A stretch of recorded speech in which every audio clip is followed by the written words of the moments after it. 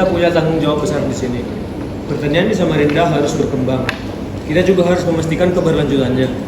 Program CSR kita bukan hanya soal donasi atau bantuan jangka pendek, tetapi kita juga akan fokus pada pelatihan petani, mengenalkan teknik alami, mengajarkan mereka bagaimana cara mengelola sumber daya yang baik dan benar. Mungkin bapak-bapak sekalian bisa lihat yang saya kirim di komputer masing-masing. Saya juga udah mengidentifikasi desa-desa yang paling membutuhkan dukungan. Mereka punya lahan yang subur, tapi minim terhadap akses pelatihan dan juga pasar. Kalau kita bisa bekerja sama dengan komunitas setempat, kita bisa bantu mereka beralih ke metode pertanian yang alami dan yang lebih tahan lama. Itu poin yang bagus Pak Apan. Saya sudah bicara juga dengan beberapa petani. Mereka sangat antusias, tetapi masih ada yang ragu-ragu Pak. Sepertinya kita harus turun langsung ke lapangan. Buktikan kalau metode ini benar-benar bekerja. Pelatihan itu harus praktis, yang bisa mereka terapkan langsung ke ladang mereka sendiri. Bagus Pak Apan dan Pak Naren. Kita akan mengadakan pelatihan langsung di lahan mereka. Berbagai teknik yang kita dapat dan kita praktikkan kepada mereka sehari-hari.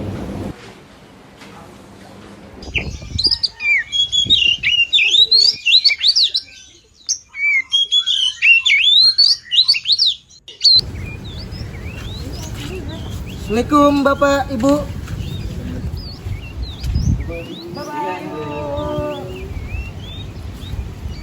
Pak, Bu, kami sudah bertani di sini turun temurun. Dulu tanah ini subur, tetapi sekarang perubahan cuaca yang tidak menentu dan biaya pupuk yang semakin mahal membuat kami kesulitan. Apa yang bisa perusahaan tawarkan untuk membantu pertanian kami? Gini Pak, Bu, salah satu cara yang bisa kita lakukan adalah mengurangi ketergantungan pada pupuk kimia. Kami akan membantu dengan teknik bertani alami seperti rotasi tanaman dan penggunaan pupuk organik yang bisa dibuat sendiri. Kita bisa memanfaatkan kompos dan pupuk organik yang bisa dibuat dari sisa tanaman dan kotoran ternak. Ini akan mengurangi ketergantungan pada bahan kimia dan menjaga kesuburan tanah. Kita juga bisa lebih bijak dalam mengolah air, misalnya dengan pembuatan embung kecil untuk menampung air hujan atau penggunaan mulsa alami agar tanah tetap lembab lebih lama. Tapi Pak, Bu, apa metode ini benar-benar bisa meningkatkan hasil panen kita? Karena kalau gagal kita bisa rugi besar. Pak, Bu, kami butuh sesuatu yang nyata, bukan hanya sebuah teori saja. Kami paham kata Bapak Ibu sekalian. Itu sebabnya kita tidak akan langsung mengubah semuanya. Kita mulai dari lahan percobaan saja dulu. Nanti kita coba kawal bareng-bareng, kita coba lihat hasil akhirnya gimana.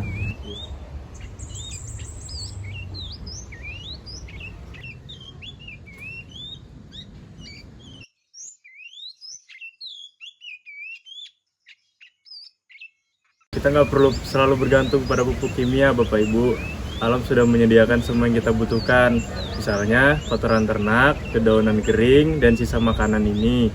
Kalau kita udah olah dengan benar, bisa jadi pupuk organik yang kaya nutrisi, dan yang paling penting, ini lebih murah dan ramah lingkungan. Berapa lama pupuk ini bisa dipakai Pak? Apa nggak butuh waktu lama buat jadi kompos? Butuh sekitar 3-4 minggu, tergantung bahan yang kita pakai. Tapi kalau kita buat secara rutin, hasilnya bisa berkelanjutan. Kita nggak perlu jadi beli pupuk setiap musim tanam. Nah, ini Bapak Ibu buktinya. Tanaman ini kami rawat pakai pupuk organik selama 3 bulan. Lihat daunnya hijau dan sehat. Tanahnya juga lebih gembur karena pupuk ini meningkatkan mikroorganisme baik di dalam tanah. Jadi jangka panjang tanah kita tetap subur tanpa terus-menerus membeli pupuk kimia. Kalau cara ini benar-benar berhasil, kita bisa banyak menghemat biaya dan mungkin kita bisa berbagi metode lain ke desa lain, Pak, Bu.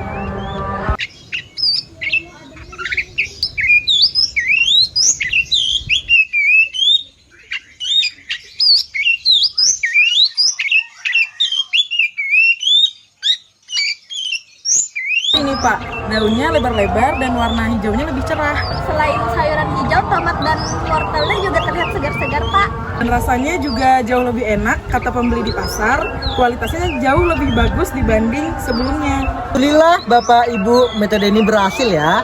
Ini bukan cuma soal panen, tapi ini bukti nyata kalau pertanian berkelanjutan bisa memberikan hasil yang terbaik dan ramah lingkungan. Bapak dan Ibu sekalian bisa membuktikan hasil perubahan itu nyata. Awalnya saya ragu Pak, tapi ternyata hasilnya justru lebih baik dari pupuk kimia dan ongkos produksinya juga lebih hemat. Ini benar-benar membuka mata saya. Saya bertani dari kecil, tapi baru sekarang saya merasa ini jalan yang paling benar. Alam kita dirawat, hasil panen juga meningkat. Saya ingin mengajak tetangga lain buat memulai juga. Inilah yang sejak awal kita impikan, bukan hanya pertanian yang produktif, tapi juga berkelanjutan. Kami akan terus mendukung program ini agar banyak masyarakat yang mendapatkan manfaatnya. Bibit telah ku tanam, ibu pun datang menghampiri, membawakan secangkir kopi. Ku istirahat dan nikmati, memandang pohon rindang dan ibu yang sibuk menyiapkan sayur kemana. Pada kilo saya terong capai pepaya saya ketik Jauh lain Pak Bu. Apa sih?